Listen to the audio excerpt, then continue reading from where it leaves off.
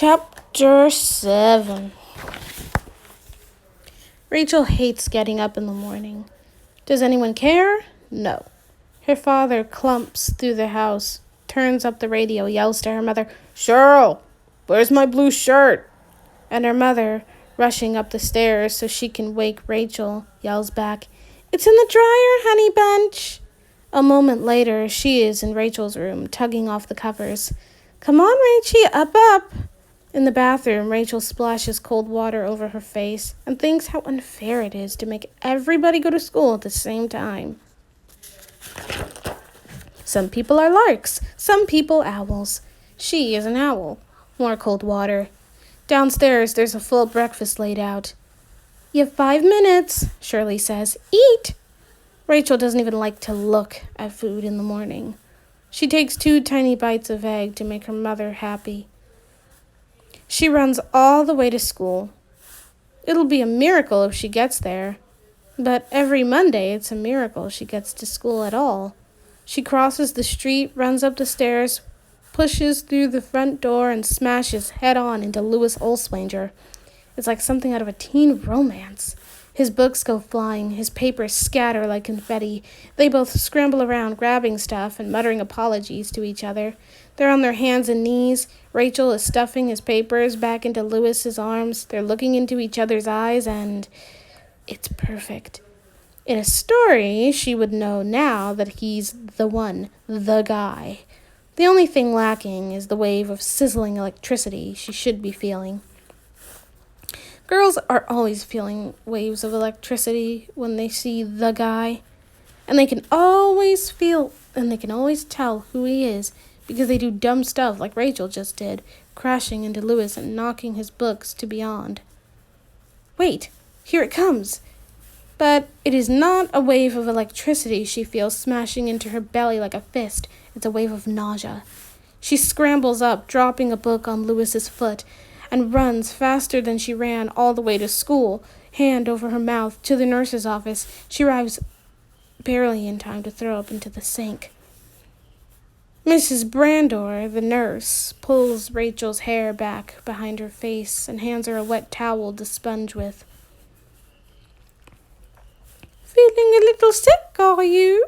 she says in a jolly manner. Everyone calls her Brandy, a thin little woman with clay-colored skin and big circles under her eyes.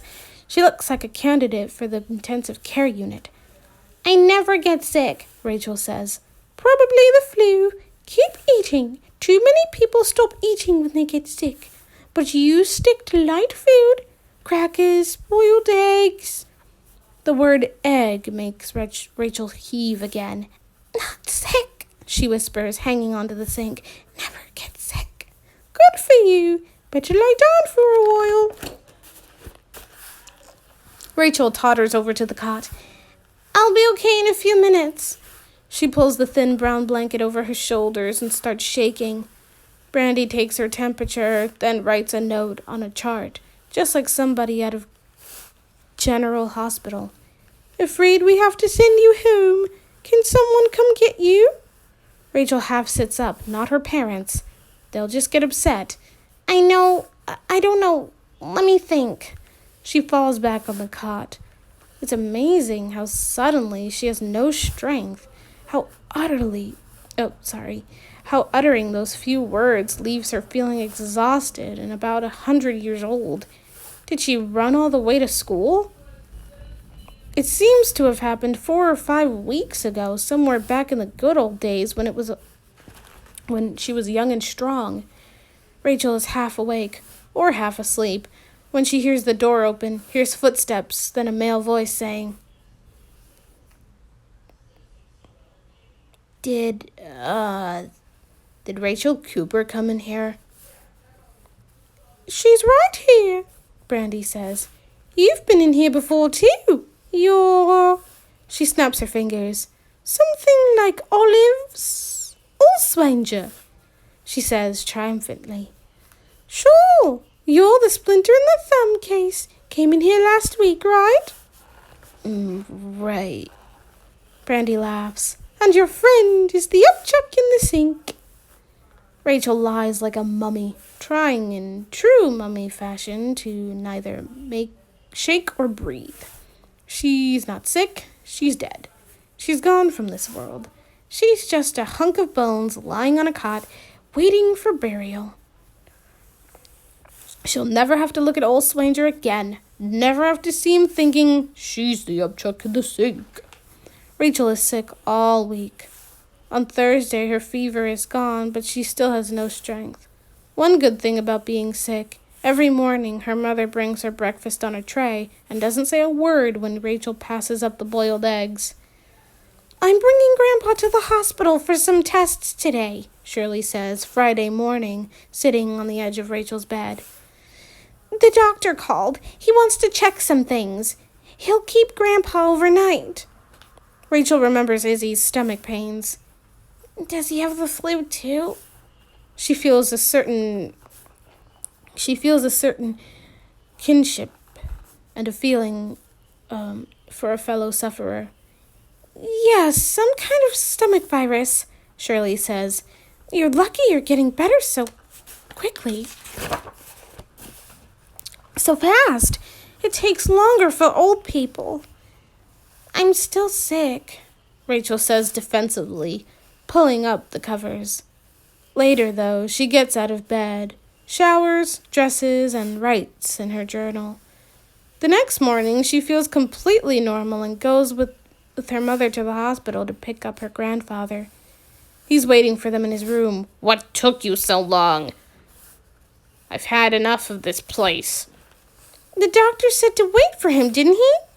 Rachel's mother looks around the room. You took all your stuff, Daddy? Izzy goes to the door. Doctors are never on time.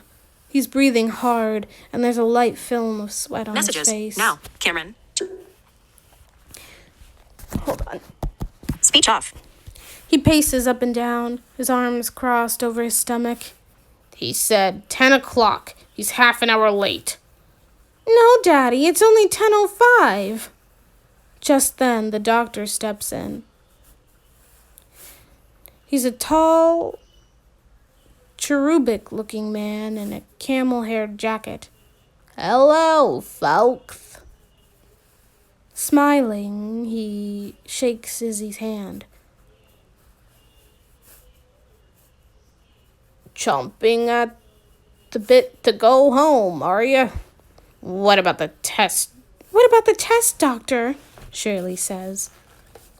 Give the man a chance. Let him talk, Izzy says. The doctor puts his hand on Izzy's shoulder.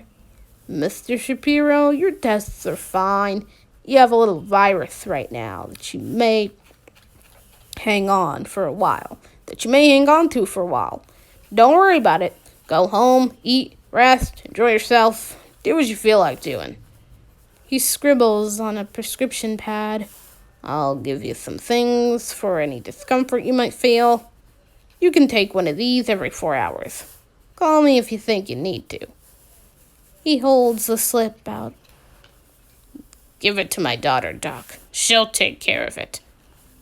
When he talks to the doctor, Rachel hears something different in her grandfather's voice, an almost humble quality. As they walk to the elevator, he looks around uneasily and allows her to take his arm. If she didn't know Izzy better, she might almost think he was afraid.